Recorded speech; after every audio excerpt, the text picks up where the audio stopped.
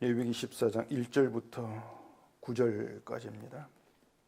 여호와께서 모세에게 말씀하여 이르시되 나병 환자가 정결하게 되는 날의 규례는 이러하니 곧 그 사람을 제사장에게로 데려갈 것이요 제사장은 진영에서 나가 진찰할지니 그 환자에게 있던 나병 환부가 나갔으면 제사장은 그 정결함을 받을 자를 위하여 명령하여 살아있는 정결한 새 2마리와 백향목과 홍색실과 우슬초를 가져오게 하고 제사장은 또 명령하여 그 새 하나를 흐르는 물 위 질그릇 안에서 잡게 하고 다른 새는 산채로 가져다가 백향목과 홍색실과 우슬초와 함께 가져다가 흐르는 물 위에서 잡은 새의 피를 찍어 나병에서 정결함을 받을 자에게 7번 뿌려 정하다 하고 그 살아있는 새는 들에 놓을지며 정결함을 받는 자는 그의 옷을 빨고 모든 털을 밀고 물로 몸을 씻을 것이라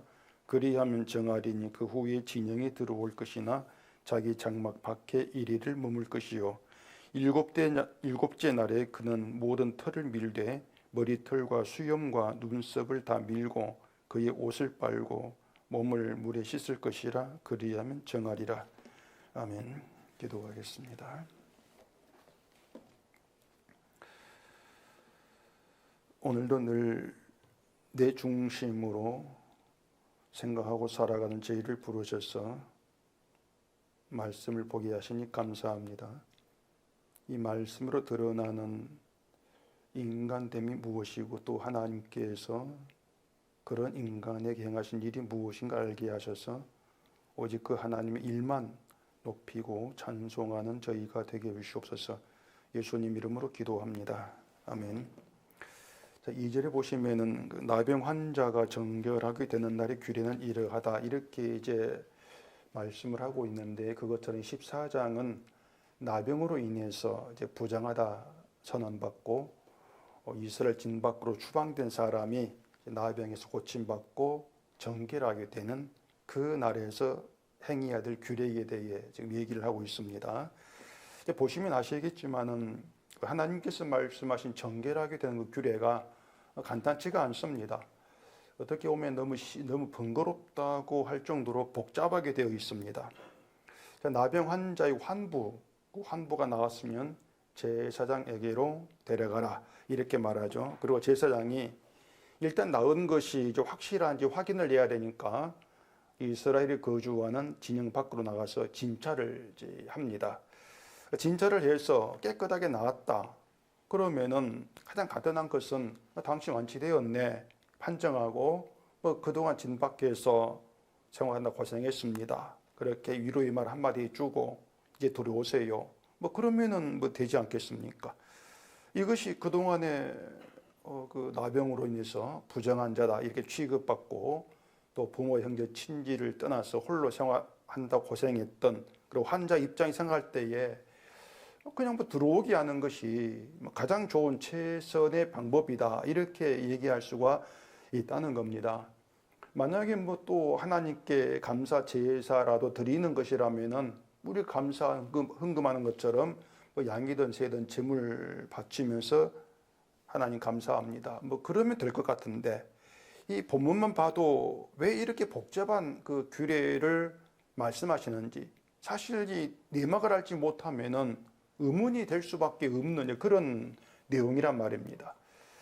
우리가 이러한 것을 이건 내 문제가 아니야 이렇게 생각하고 본다면은 규례가 복잡하든 말든 상관이 없겠죠. 그냥 레위기라고 하는 지루한 성경에 있는 내용 중에 하나구나 그렇게 읽고 넘어가면 되는 문제거든요. 그런데 레위기가 그런 그 성경이라면 우리가 이 레위기를 봐야 될 이유가 없지 않겠습니까? 천국에 들어갈 때 레위기에 대해서 묻는다거나 시험 치는 그런 게 없어요. 레위기를 몰라도 구원에 아무 지장이 없단 말입니다. 천국에는 레위기라는 성경 자체가 없다는 것이에요. 그럼에도 우리가 이 레위기를 보고 드려야 되는 이유는 이 레위기가 예수님에 대해서 또 우리에 대해서 인간에 대해서 얘기를 하고 있는 그런 성경이기 때문이란 말입니다. 이것이 우리가 이제 성경을 보는 우리가 벗어나지 말아야 될 이제 방향이라는 점을 이제 생각을 해야 되는데, 이 성경을 보는 방향, 여기에 대해서 좀 설명을 할 필요가 있는데, 요한복음 5장을 좀 보십시다. 요한복음 5장 39절입니다.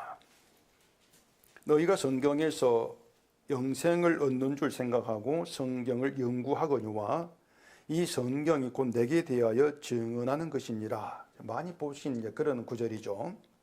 이 말씀은 유대인들이 그 하나님 말씀 성경을 보는 이유, 방향이 잘못되었다는 그런 지적입니다.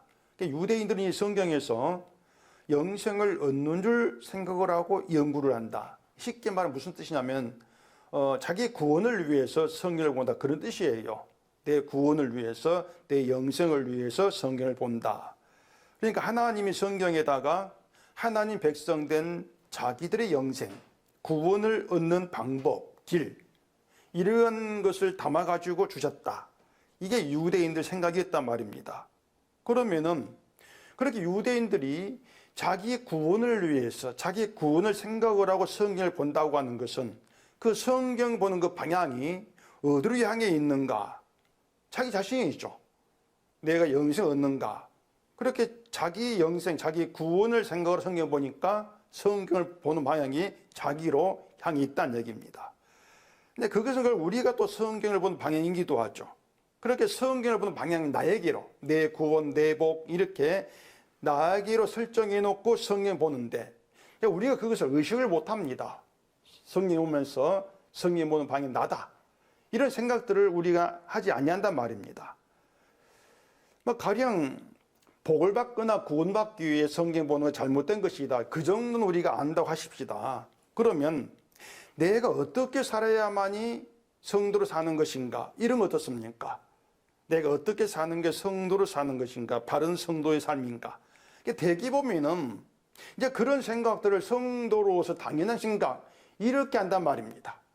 복을 위해서, 구원을 위해 성경이 잘못된 것이야.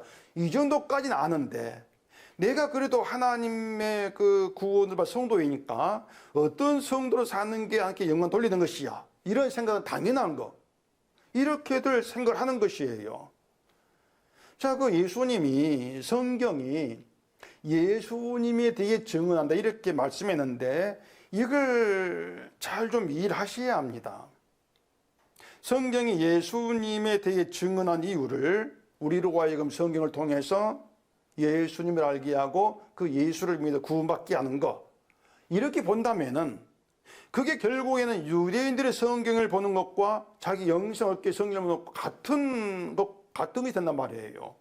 결국 성경을 통해서 나로 예수 알게 하고 구원받게 한다. 결국은 또 내가 초점이지 않습니까? 그러니까 성경의 방에 나에 돼 있단 말입니다. 이게 성경 잘못 보는 것인데, 그 요한복음 13장을 찾아보십시오. 요한복음 13장 21절입니다. 예수께서 이 말씀을 하시고 심령이 괴로워 증언하여 이르시되 내가 진실로 진실로 너희에게 이르노니 너희 중 하나가 나를 팔리라 하시니 제자들이 서로 보며 누구에게 대하여 말씀하시는지 의심하더라. 자, 거기 좀 펴놓으십시오. 또 볼 거니까. 자, 예수님이 제자들에게 너희 중 하나가 나를 팔 것이라고 말씀을 합니다. 그 말을 들은 제자들이 이제 서로 쳐다봅니다. 서로 쳐다보면서 누구야? 쳐다보면서 서로 의심을 하는 거예요. 저 사람일까? 마태일까? 야고보일까? 안드레일까? 의심한단 말입니다. 이렇게 서로 쳐다보면서 의심했다고 하는 것은 어쨌든 난 아니다. 그래 전제하는 거죠. 난 아니냐? 그걸 전제하고 딴 사람을 바라본단 말입니다. 그때 베드로가 주여 누굽니까? 이렇게 물으니까 예수님이 내가 떡 한 조각을 적셔주는 그자다. 이렇게 말씀하시면서 떡 한 조각을 유다에게 주시는 거죠. 그러면 예수님 말씀대로라면은 예수를 팔 자가 유다로 드러났지 않습니까? 예수님 떡을 줬으니까 자 유다야 이렇게 드러낸 것이에요.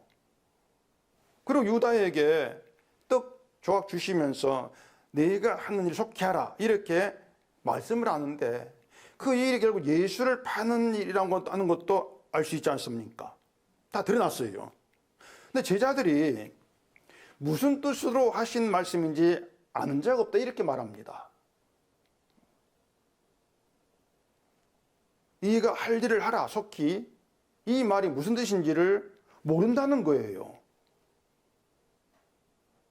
또 거기 어떤 제자는 유다가 이제 돈깨를 맡고 있으니까 명절에, 그 명절 6월절입니다. 그 명절에 자기들이 쓸 물건을 빨리 사라고 하는 것인지, 아니면 가난한 자들에게 뭘 주라 하는 것인지, 그 일을 속히 하라고 한 뜻으로 그렇게 생각했다 이렇게 말한단 말입니다. 결국 뭔가 하면은 예수님은 전혀 그런 말씀하지 않았지 않습니까? 근데 제자들이 예수님 말씀을 자기 멋대로 그렇게 생각하는 거예요. 자, 보세요. 도대체 제자들이 왜 그렇게 생각을 했냔 말입니다. 그냥 예수님 하신 말씀 그대로, 유다가 예수를 팔자네? 간단한데? 그건 다 잊어버리고 명절에 자기들이 쓸 물건을 빨리 사라고 하는 것인지 그런 예수님이 말씀이 없는 그런 생각했다. 왜 그랬을까? 이건 뭐 머리가 나쁜 것도 아니고 말이죠. 이건 이렇게 좀 짐작해 볼 수 있습니다.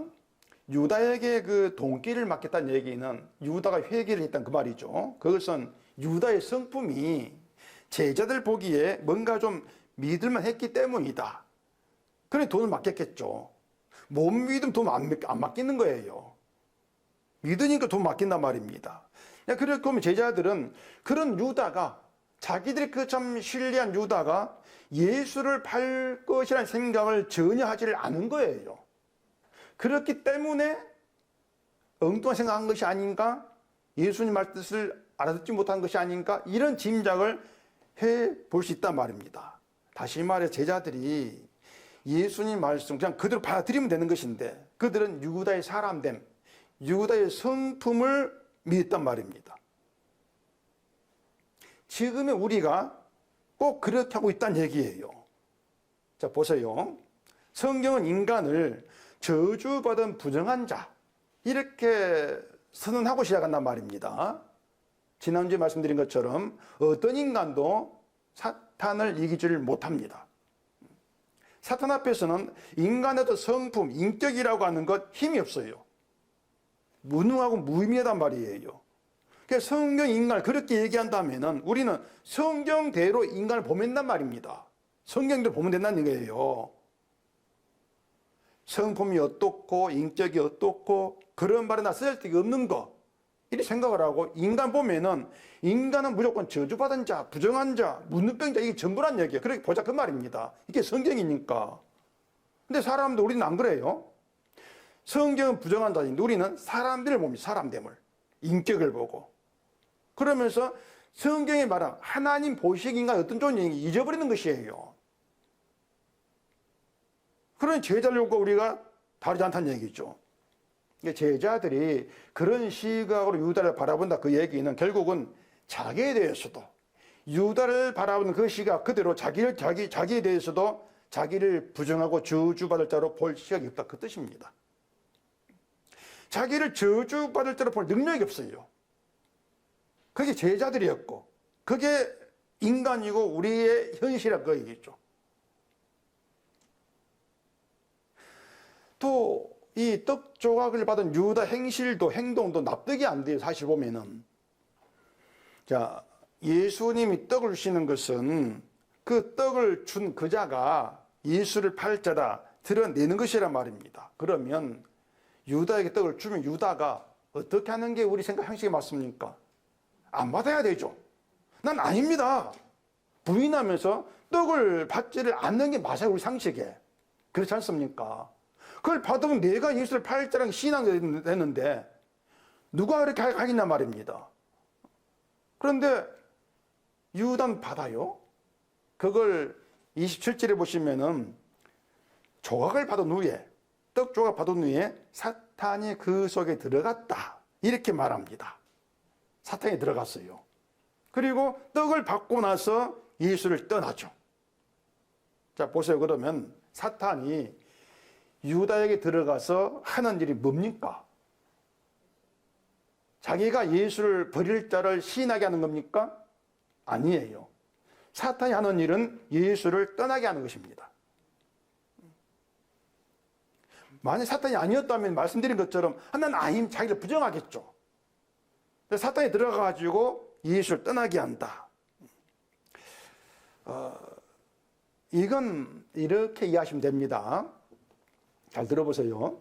자, 제자 12명이 있습니다.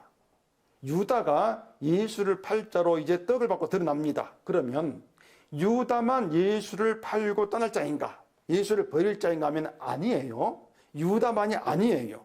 모든 제자가, 그 자리에 모든 제자가 다 예수를 팔고 떠날 자, 예수를 버릴 자라고 하는 것이 예수님이 십자가 못 박힐 때 다 드러났지 않습니까?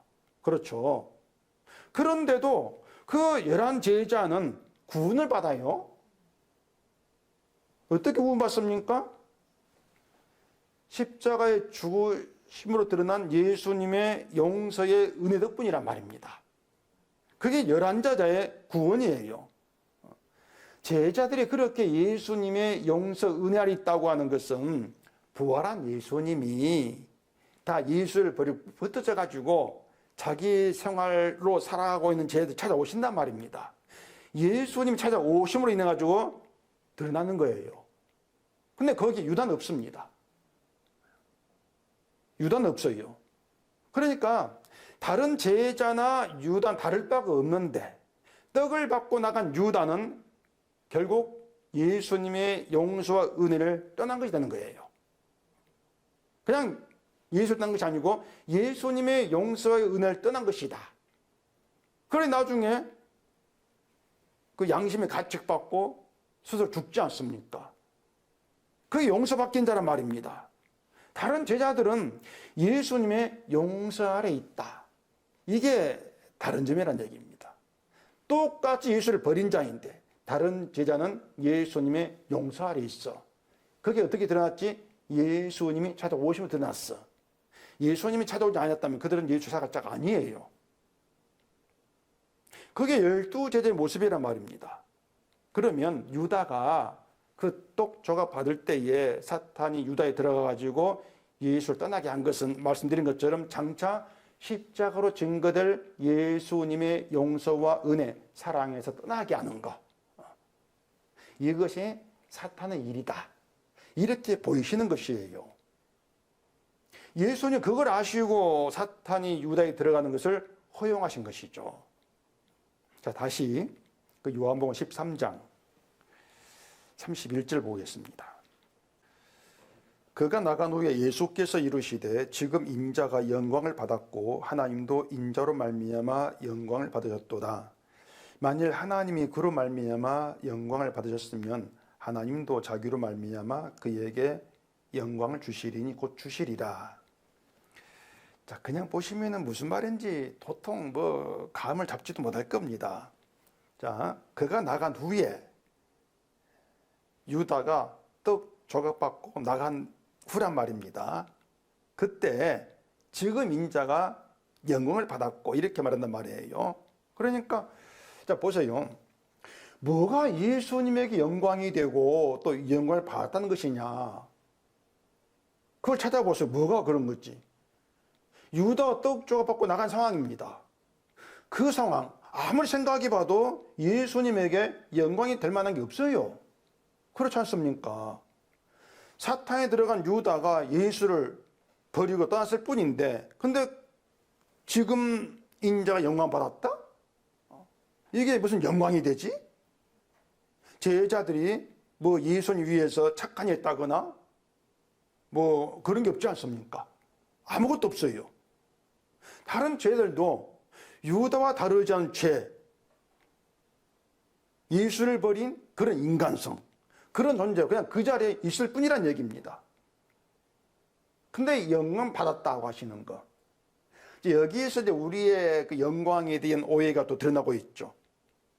말씀드린 것처럼 유다나 다른 제자나 똑같은 죄된 인간입니다. 몽땅 문둥병자예요. 모두가 죄의 종으로 죄 아래 팔려 있습니다. 부정한 나병 환자처럼 스스로 자기의 상태에서 벗어나지를 못합니다. 부정한 상태에서 자기를 또 고칠 수도 없어요. 여기서 중요한 것은 자기 신이 죄의 종으로 죄 아래 있다. 이걸 깨닫고 내가 그 죄에서 아무리 발버둥 쳐도 벗어나지를 못한다. 이걸 알아야 한단 말입니다. 이들이 성도예요. 이들이 성도다. 왜 그런가 하면은 내 힘으로는 죄에서 나는 벗어나지를 못해. 안 돼. 이걸 아는 성도들만이 예수님의 용서의 은혜를 바라본단 말입니다. 그들만이. 그것이 예수의 영광이다. 그 뜻이에요. 그게 주께 영광이 된다.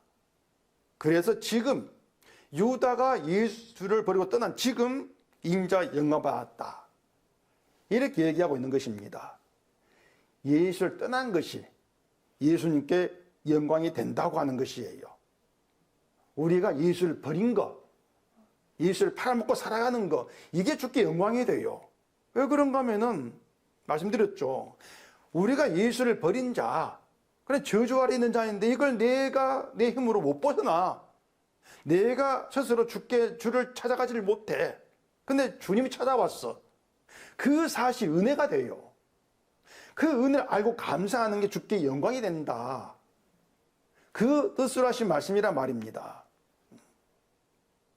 내가 예수를 버리고 떠난 자라는 것을 알아야만이 주의 용서를 바라보고 용서를 의지하게 되어지는 것. 이게 복음이지 않습니까? 그렇게 예수님이 영광 받았고 하나님도 예수를 말미암아 영광 받으셨다고 합니다. 그게 뭔가 하면은 하나님의 뜻에 따라서 아버지가 택한 백성들의 죄 용서를 위해 십자가 죽으신 주님의 일이, 그 주님이 하나님께 영광이 된다는 것이에요. 예수님이 영광이 된다. 그래서 32절을 보시면은 하나님이 예수를 말미암아 영광 받고 영광 받은 하나님은 기뻐하심으로 예수님에게 영광 준다. 그게 32절이에요. 그게 뭔가 하면은 영광이라고 하는 게 하나님과 예수님 사이에서 왔다 갔다 하는 것이란 말입니다. 서로 주고받은 영광이에요. 하나님과 예수님이. 그러면 교회가 자주 말하는 하나님께 영광 돌리자. 이건 잘못된 거죠. 이건 성경이 없는 거죠. 영광은 하나님과 주님 관계에서 왔다 갔다 하는 거니까. 서로 주고받는 것이니까. 그 안에 인간 못 들어가요. 그러니 뭐 영광 돌리자? 성경이 아니란 말입니다. 인간은요, 그냥 유다처럼 예수를 팔자예요. 자기 유익을 위해서 자기 성깔대로 예수를 팔아먹을 자, 그게 전부란 말입니다. 그런데 자기들이 하는 선한 일이 하나님께 영광이 된다? 멋대로 착각을 하는 것이죠. 그래서 제자들처럼 말씀을 그냥 말씀 그대로 받아 믿는 것이 아니고 자기들이 하는 일을 믿고 신뢰하는 것. 이게 지금의 이제 하나님 믿는다고 한 사람들의 모습이란 말입니다. 근데 이것이 그게 유다처럼 예수님의 피 흘린 용서와 사랑이 떠난 것이에요. 그것이 자기를 신뢰하니까 영광 돌립시다. 자기를 신뢰한 것이니까 하나님의 예수님의 용서와 사랑에서 떠난 것이죠. 이게 마귀이다. 그걸 유다를 통해서 드러내신단 말입니다. 여기에서 다시 중요한 것은 우리도 유다처럼 용서와 사랑을 바라볼 자가 아니란 말입니다. 우리도. 그러니까 우리가 알아서 내 발로 십자가를 깨닫고 뭐 주님의 용서, 사랑과 은혜가 좋다고 찾아오고 이것이 아니고요. 부활한 예수님이 제자들을 찾아가신 것처럼 예수님이 우리를 찾아오시는 겁니다. 찾아오심으로 인해서 십자가 용서 은혜가 있게 되어진다. 그러니 우리에게는 예수님이 찾아오신 그 날이 좋은 날이고 빛의 날이 된다 그 말이에요. 또 요한복음 17장 또 찾아보십시다. 요한복음 17장 12절입니다. 내가 그들과 함께 있을 때에 내게 주신 아버지의 이름으로 그들을 보존하고 지키었나이다.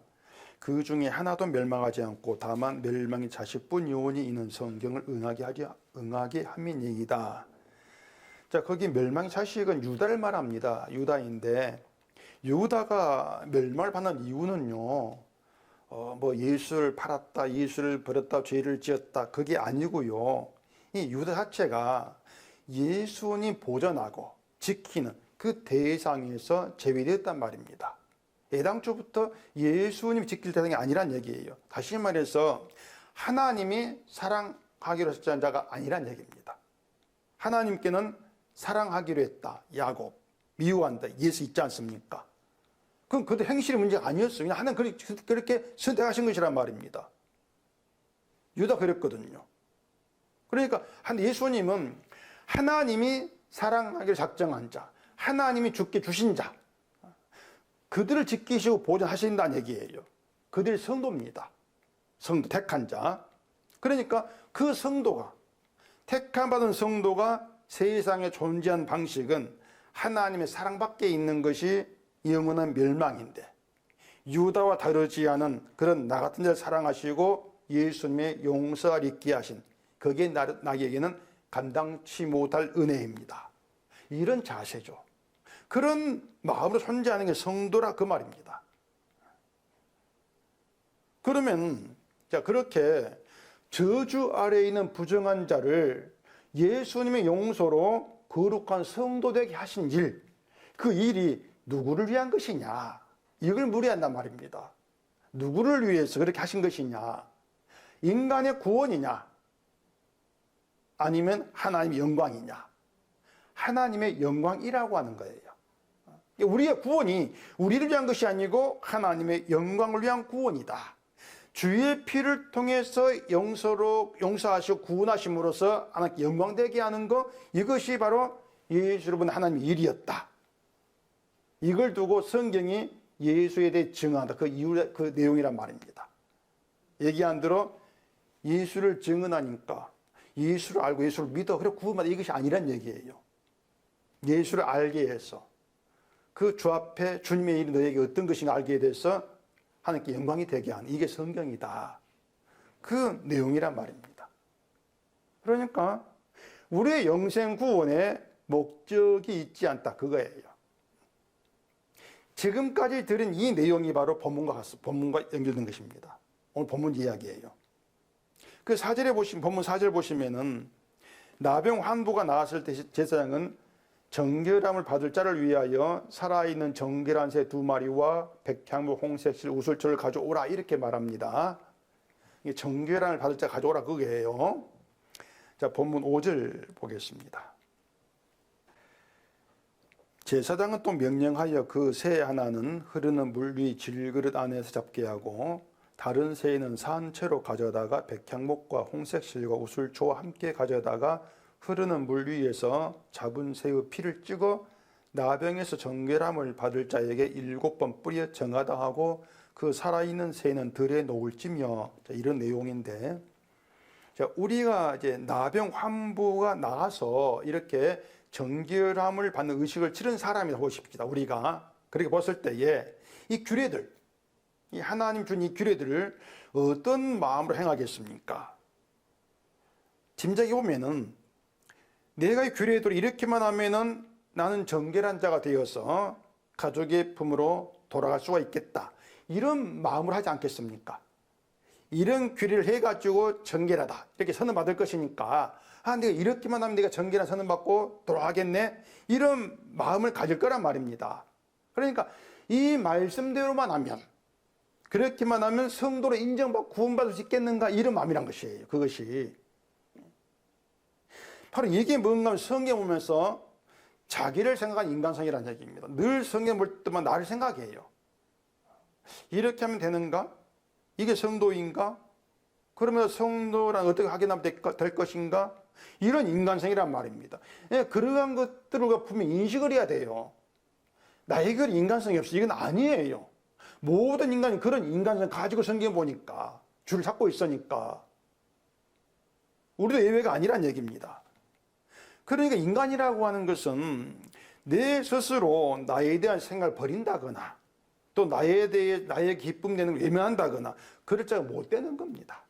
이 점을 잊지 않으면 되는 거예요. 나는 그럴 자가 못 돼. 자, 지금 하나님이 새 2마리를 가져다가 한 마리는 잡아라, 한 마리는 들이 놓아라. 이렇게 합니다. 이것이 나병에서 고침받은 자를 위한 것인가? 그 점을 생각해 보자. 그 얘기예요. 나병에서 고침받은 그 사람을 위해서 이렇게 하라는 것이냐? 계속 얘기한 것처럼 그게 아니란 얘기입니다. 인간의 기쁨이 아니고, 정결함 받은 인간의 기쁨이 아니고 하나님의 기쁨, 하나님의 영광을 위해서 부정해서 정결함을 얻는 기회를 주신다는 얘기입니다. 하나님 영광을 위한 기회다. 그걸 아셔야 돼요. 만약에 이런 규례가 없이 나병에서 나았다, 고침받았어, 그 이유 하나로 야 다 들어와 이렇게 해버린다면은 결국 남는 게 뭡니까? 나 고침받았다. 인간의 기쁨이 남겠죠. 거기에 하나님 영광 없단 말입니다. 그런데 이제 그렇게 되면은 나병 고침받고 들어왔어요. 그게 전부다. 그렇다면은 그렇게 하실 바에야 처음부터 나병에 걸리지 않게 하면 되지 않겠습니까? 이런 불만이 나오지 않겠습니까? 나병 걸려가 쫓겨났어요. 근데 고침받아 들어왔어요. 그게 전부예요? 그러면 처음부터 나병 걸리지 말게 하지. 이런 불만이 있을 거란 얘기입니다. 이런 생각해 보면은 왜 나병 걸리게 하는가? 우리가 흔히 가지는 그 생각들, 이런 생각들이 인간이 하는 것이에요. 광야에서 이스라엘도 그런 불평 원망을 했지 않습니까? 이렇게 힘들게 살게 할 바에야 애굽에 왜 나오게 했습니까? 왜 인도했습니까? 그것이 하나님을 위한 것임을 전혀 생각지를 못한 것이죠. 그런 모든 것들이 하나님 하신 일의 방향을 하나님이 아니라 인간, 자기에게 두고 생각하는 결과다. 그 점을 좀 아시자 그 말입니다. 그래서 내가 힘들어지면 그것이 마치 하나님께서 불의를 하신 것처럼 그렇게들 불만 토해낸다는 것이에요. 자, 아까 하나님은 예수를 말미암아 영광 받으신다 이렇게 말씀드렸습니다. 예수를 보내신 것도 십자가 죽게 하신 것도 하나님의 영광을 위한 하나님 일이었다. 이런 뜻이 드는 것이에요. 그러니까 하나님의 영광을 위한 십자가. 그리 보시면 되는 것입니다. 다시 말해서 저주 아래에 있는 부정한 우리를 예수의 배로 용서하신 이유가 우리 구원이 아니고 하나님이 자기 이름을 위한 구원이다. 그렇게 성경을 보셔야 됩니다. 이게 시편 106편 8절에 있는 말이에요. 이스라엘 애굽에 나와서 홍해를 만났을 때 안에 원망했죠. 그런데도 그런 그들을 구원한 이유가 하나님 자기 이름을 위한 것이었다. 이스라엘 이뻐서가 아니고 하나님 이름을 위한 것이었다. 그게 시편 내용이란 말입니다. 그러니까 애굽 군대에게 죽게 놔둬도 되는 그런 인간인데 그런 그들을 구원하심으로써 하나님의 권능을 만민에게 나타내게 하신 구원이었다는 것이죠. 이스라엘은 그런 하나님의 구원 아래 있다 그 말입니다. 그럼 이스라엘은 하나님의 이름을 위해서 그들이 특별히 잘해야 될 것이 없어요. 그냥 고침받을 수 없는 저주받은 부정한 나병 환자, 문둥병자 그 상태로 있으면 된단 말입니다. 그게 이스라엘이에요. 그것이. 그러니까 우상을 섬긴 이방 나라 왜 다른가 하면은 이방인 우상 숭배에서 신 앞에서 우리가 착해져야 돼. 선해져야 돼. 신을 노엽게 하면 안 돼. 그게 우상 섬긴자의 방식이란 말입니다. 그 자세예요. 신을 화나게 하지 말자. 그래 복 받아. 근데 이스라엘은 그냥 문둥병자로 있어라 그겁니다. 그게 특이한 점이에요. 이 땅에 어떤 신도 악한 자, 문둥병 저주받는 나와 그대로 있으면 돼 이렇게 말하지 않습니다. 근데 성경이 하나님이 그렇게 말씀하고 있는 거예요. 그걸 인간의 본심으로 이해를 못하죠. 아니 어떻게 문둥병이 있으라고 합니까? 이해를 못하는 거예요. 이게 성경이라고 하는 것을 우리가 놓치면 안 되는 겁니다. 문둥병자는 고침받을 가능성이 없는 자라 했지 않습니까? 고침받는다, 나는다, 거기에 어떤 희망도 없는 게 문둥병자예요. 그런 사람에게 2절 보시면은 나병 환자가 정결하게 되는 날이 규례. 이렇게 말하죠. 정결하게 되는 날. 그 나병 환자에게, 문둥병자에게 정결하게 되는 날. 그 말이 어떤 놈이 다가올까 생각해 보세요. 어떻게 다가올 것인가. 고침받지 못할 자인데 정결하게 되는 날? 이거 애당초 기대할 수 없는 꿈도 꾸지 못한 날입니다. 아예 못 고치는 그런 상태는 정결하게 되는 날? 기대를 못한 날이죠. 그냥 죽을 때까지 부정한 나병 환자, 문둥병자, 저주받아 살아야 될 그런 운명이 아는데 내가 정결하게 되는 날. 언제 올 거야? 그래 기대하겠습니까? 그런 기대가 없는 상태란 말입니다. 그런데 그날이 주어진 거예요. 그 날이 주어졌다면 그것은 하나님의 자비한 은혜의 날이다. 그 날이 정결하게 되는 날이 문둥병자를 찾아온 것이죠. 하나님이 그 날 주신 것이에요. 그걸 은혜라 그런단 말입니다. 그것을. 인간은 그런 날을 받을 자격이 없는데 계속해서. 근데 하나님께서 무조건 그 날 주신 거예요. 그냥. 그리고 정결함 이루어내신 것이죠. 그걸 은혜라고 한다. 그 은혜를 아는 사람이라면은 계속해서 자기를 문둥병자로 바라볼 수밖에 없다. 이게 은혜 아는 데 자세다. 그 얘기를 지금 하고 있단 말입니다. 자, 그 두 마리 새 중에서 한 마리는 죽습니다. 잡아 죽여요. 다른 한 마리는 들에 놓아줘가지고 자유를 얻어가지고 날아갑니다. 이 두 마리가 뭘 보여주는 것인지 아마 잠깐 생각해 보시면 이해가 되실 거예요. 자, 자유를 얻어가지고 날아간 새는 부정하면서 정결하게 나병 환자를 얘기합니다. 나병 환자예요. 살아서 날아가지 않습니다. 자유로 날아가요. 부정한 자가 저주에서 영원한 저주 아래 멸망받아야 되는데, 심판받아야 되는데 살았어요. 날아갑니다. 정결하면 살아난 그 말 아닙니까? 걸어가게 되었어. 살아난 것이죠. 날아가요. 그러니까 정결하게 되었던 자유예요. 어떤 자유인가 하면요. 잘 보세요. 어떤 자유냐? 자기를 자기 힘으로 정결하게 할 필요가 없어요. 그런 자유예요. 그냥 내가 날 깨끗하게 할 필요가 없어요.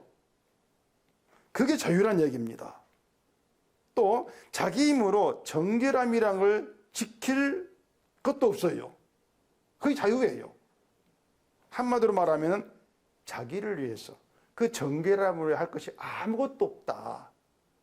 아무것도 없네? 그냥 정결하게 된 그날에서 정결하게 된 그날 누리면 되는 거예요. 그걸 가지고 자유다 이렇게 말합니다. 이게 성도의 자유예요. 그 자유는 어떻게 얻었습니까? 피 흘려 죽은 새 한 마리 희생. 그 덕분에 얻는 자유입니다. 죽은 새의 피 덕분에 얻는 자유예요. 이스라엘은 제물의 피로 죄에서 자유하게 된 백성이다. 그 뜻입니다. 그게 성도죠. 성도는 예수의 피로 인해서 정결을 얻었고, 그런 점에 성도는 자기를 뭔가 깨끗하게 가꿀 필요 없지 않습니까? 예수 안에서. 그걸 자유다. 이렇게 말한단 말입니다. 진리가 너희를 자유케 했다. 그래서 그 문둥병이 나았는데 왜 그냥 거룩하다 선언하고 지인 안으로 들어오게 하지 않느냐. 그렇게 해버리면은 저주받은 자가 어떻게 거룩하게 되고 죄에서 자유를 얻었는가? 그 과정에 묻혀버린단 말입니다. 그러니까 하나님께 사실 일이 묻혀버리는 것이에요. 그냥 나 문둥병 나았어. 나 이제 깨끗하게 되었어. 자기만 있는 거죠. 하나님 일은 사라져버리고. 그것이 성도를 거룩하게 한 뜻이 아니란 얘기입니다. 나병 자가 정결하게 되는 날은 하나님이 그 날을 주심으로써 있게 된 날이겠습니다.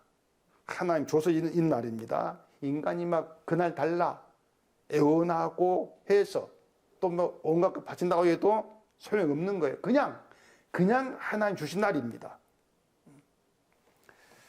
이것도 성경 한번 보실까요? 고린도후서 4장입니다. 고린도후서 4장 6절 어두운 데에 빛이 비치라 말씀하셨던 그 하나님께서 예수 그리스도의 얼굴에 있는 하나님의 영광을 아는 빛을 우리의 마음에 비치셨느니라. 우리가 이 보배를 질그릇에 가졌으니 이는 심히 큰 능력은 하나님께 있고 우리에게 있지 아니함을 알게 하려 함이라. 자, 거기 그 어두운 데에 빛이 비치라는 이 말씀을 앞서 말씀드린 유다 1~2~3 생각해 보십시다. 유다가 그 떡 조각 받고 나갈 때에 밤이니라 이렇게 말합니다. 밤이다. 그 말이 있습니다. 그 밤이 의미하는 것은요, 시간적으로 어두워진 저녁, 그것이 아니에요. 밤이라고 하는 것이 어둠, 인간 상태에 그렇게 보신다는 말입니다. 세상 어둠이라고 하지 않습니까? 세상의 어둠, 그 뜻으로 밤이니라 이렇게 말한단 말입니다. 그러니까 자기 죄를 모르니까, 인간이 자기 죄를 모르니까 그 예수님의 용서, 내 죄를 대신해 주고 있는 그 용서를 필요로 하지를 않습니다. 그냥 내가 힘써 잘 믿으면 구원돼. 이런 사고방식, 이것이 예수님의 용서의 은혜에 떠나 있는 어둠이란 말입니다. 그것이. 그게 사탄의 세계란 말이에요. 그러면 빛이 의미하는 것은 자기 죄를 깨닫고 빛으로 예수를 알아보는 거죠. 예수님의 일을 알아보고 그 예수님의 용서를 찾게 되는 것입니다. 바라보게 되는 것이죠. 근데 어둠인 인간이 자기를 스스로 어둠으로 알고 내가 어둠이구나, 내가 나를 알고 빛을 찾아가는 그런 일은 없어요. 그건 불가능하단 말입니다. 하나님 믿는 사람들은요, 모두가 자기를 어둠이라고 생각하지 않습니다. 교회 나온 사람들, 자기를 어둠 보지를 않습니다. 예수님이 너희 중에 나를 팔 자가 있다 이렇게 하니까 제자들이 서로 보면서 의심했다 하지 않습니까? 교회도 그래요. 만약 교회에 예수님 오셔가지고 너희 중에 나를 팔 자가 있으라면 서로 찾아볼 거 아닙니까? 누구지? 평소에 주일 안 지키는 저 사람인가? 서로 쳐다보고 의심하는 거예요. 그게 뭔가 자기를, 나 자신을 예수를 팔 저주의 자식, 어둠으로 보지를 않는단 말입니다. 그게 인간이에요. 나는 빛이야. 난 예수 믿는 사람이야. 그런 의식을 가지고 교회를 나오고 내가 예수를 따른다고 자처하고 있으니까 그런 사람 자기 어떻게 어둠 보겠습니까? 이게 인간이다. 이걸 생각하시면은요, 6절에서 하나님의 영광을 아는 빛을 우리만 비췄다 이렇게 말씀하신 것처럼 내 마음에 하나님께서 빛을 비춰주지 아니하시면 나는 나를 알지 못합니다. 나는 예수를 빛으로 알지를 못할 자다. 그렇게 인정하게 돼요. 그러니까 빛이 비치면은 내가 어둠이었구나, 내가 예수를 버리고 예수 알지 못한 그런 자였구나, 그러면서 교회 나온다고 나를 신자로 성도로 내보였구나, 그게 어둠이었구나, 모두 인정하게 되죠. 빛이 비치면은. 그런 점에 성도라고 하는 것은 어두운 마음에 하나님께서 빛을 비춰가지고 자기가 어둠에 안게 된 새로운 사람입니다. 그걸 성도 이렇게 말하는 거예요. 때문에 성도는요, 내 마음에 비춰 빛을 증거한 사람이지 내가 빛이 되려고 하지 않습니다. 인간의 마음 자체가 빛이 된 적이 없어요.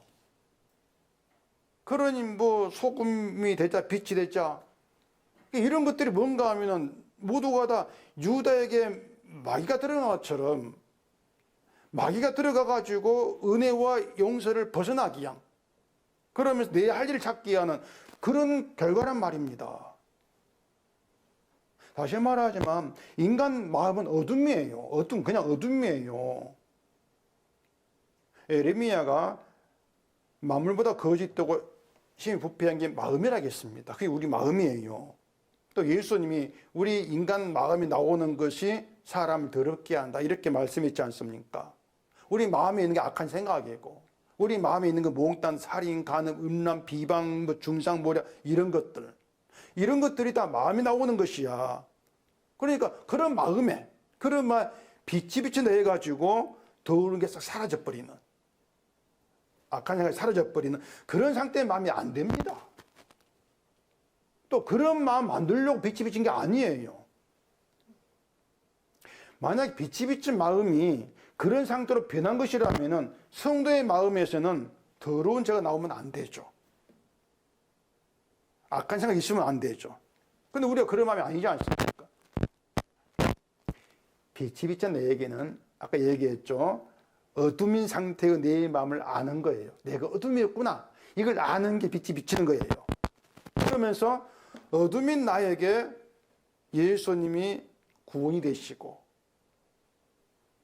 나의 죄를 대신 죽으신 그때 빛이신 주님을 증거하는 것. 이게 빛이 비친 성도의 일이라 그 얘기입니다. 이게 성경이 알게 한 예수에 대한 이야기예요. 그러니 성도는 자기 힘으로 하나님을 잡고 예수를 믿을 수 없다는 것을 압니다. 그냥 저주받은 문둥병자가 있을 뿐이다 나는. 그 사실을 알아요. 문둥병자인 나에게 빛이신 예수님 찾아오셔가지고 내 안에 피 흘려 죽으신 용서의 은혜의 예수로 자리하고 계시는 거. 그게 주님이시구나. 이걸 아는 거죠, 그냥. 그리고 주의 피로 자유하게 된 그 은혜를 감사한단 말입니다. 이게 새 두 마리 의미예요. 죽은 새 한 마리 예수님이죠. 그리고 날아간 자유된 새 한 마리는 우리죠. 그게 정결함이란 얘기입니다. 이렇게 말씀드리면 또 그러면 성도인 내 마음에 빛이 비치다는 걸 어떻게 알 수 있습니까? 또 이렇게 묻고 싶을지도 모르겠는데 그것이 끝까지 나를 포기하지 않는 겁니다. 내가 나를 확인하고 싶어하는 거. 빛이 비친다고? 그럼 내 마음 빛이 비치고 어떻게 알 수 있지? 자기 확인하고 싶어하는 그런 유혹이죠. 자기 입장이에요. 그 답이 또 있습니다. 어두운 마음에 빛이 비치면은 그 빛으로 인한 현상 거기 있으면 되는 거예요. 뭘 하겠습니까? 내가 어둠인 걸 알게 되는 거. 내가 어둠이구나. 내가 저주받은 문둥병자고 알면은 빛이 비친 거예요. 그냥 그것입니다. 그냥 그렇게 빛이 알게 한 대로 어둠을 잊자 그 말입니다. 어둠으로 잊자 그냥. 거기 빛이 비쳤고 빛이 어둠 마음이 자리하고 증거라 그 말입니다. 그냥 어둠으로 살아라. 그 어둠으로 살아라. 악한 생각하고 살인, 간음, 음란, 비방, 준산발언 더러운 마음 다 나오면서 어둠으로 살아. 내가 나를 어떻게 할 도리가 없어. 그게 자유예요. 따로 할 일 없단 말입니다. 그냥 빛이 있으면 되는 거예요. 빛이 있으면 된다. 그게 자유다. 그 5절 보시면은 새 하나를 흐르는 물 위에 질그릇 안에 잡게 하고 있습니다. 이게 그 바울이 말한 보배를 질그릇에 가졌다. 이과 연관되는 거예요. 그 물은 홍수로 세상을 심판해버린 하나님의 심판을 의미합니다. 물이 흐른다. 물이 좀 살아있는 행동하죠. 살아있는 거예요. 하나님 심판 계속 살아있는 것이죠. 심판이. 그러면은 그 심판 위에서 질그릇에 새를 잡아요. 그러니까 흐르는 물 위에서 인간은 그냥 심판받을 자일 뿐이란 말입니다. 그냥 질그릇이에요. 그런 점에서 나는 깨어져도 아깝지 않을 그런 질그릇일 뿐이고 내 안에 보배로 계신 주님이 중요하십니다. 그런 마음으로 십자가를 생각하는 것이 성도의 바른 자세다. 그 얘기가 되는 것입니다. 죄의 종인 나를 죄에서 자유하기 위한 주의 피가 중요하다. 그 말입니다. 다른 건 아니고. 그래 7절에 보시면은 다윗이 들에 놓을 때 그냥 날아가라 이렇게 한 것이 아니에요. 물 위에 잡은 새의 피를 찍어가지고 정결함 받을 자에게 7번 뿌려가 정하다. 이렇게 하고 놓으라 합니다.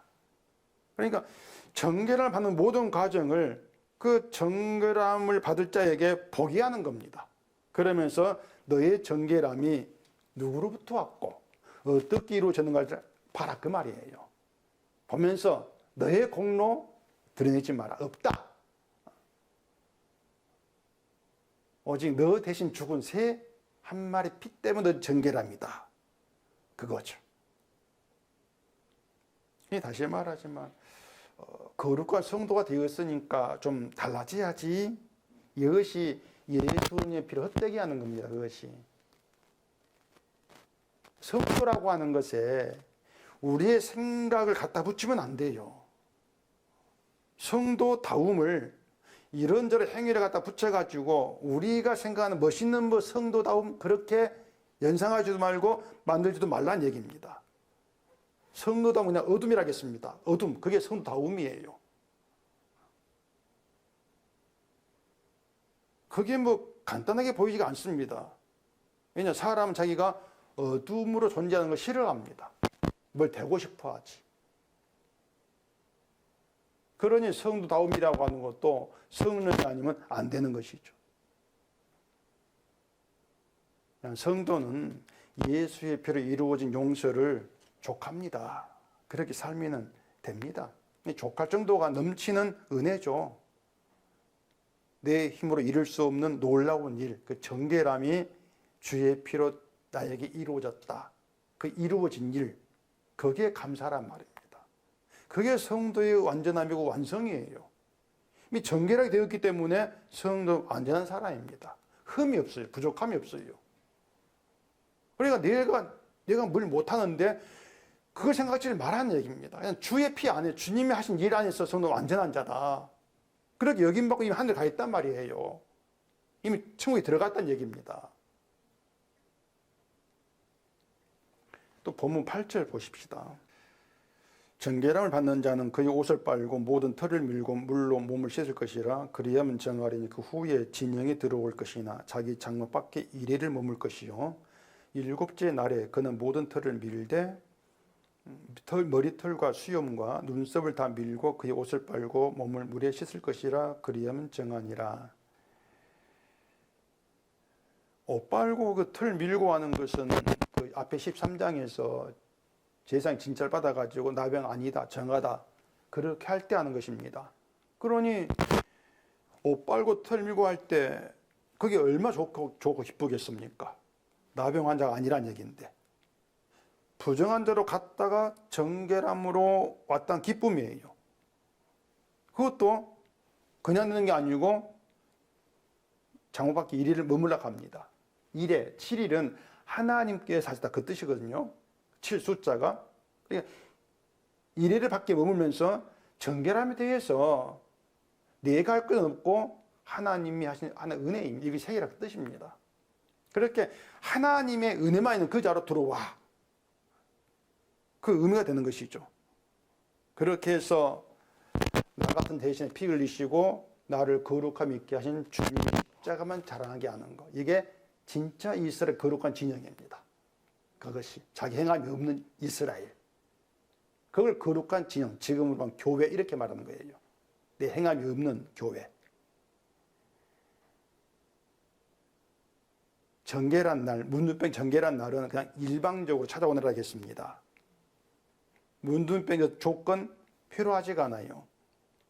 생각해보세요. 문둥병은 그냥 저주받은 자일 뿐입니다. 그건 뭘 해도 변하지가 않습니다. 그런 자에게 정결하게 된 날이 찾아왔다. 지금 우리로 말하면은 십자가 피를 죽으신 예수님이 저주하는 우리에게 정결하게 되는 날.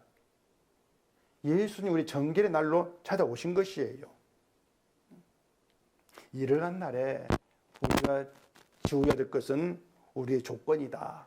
내가 이렇게 돼야 돼. 뭘 해야 돼. 이런 거 없다는 얘기입니다. 주의 피만 있는 게 성도다.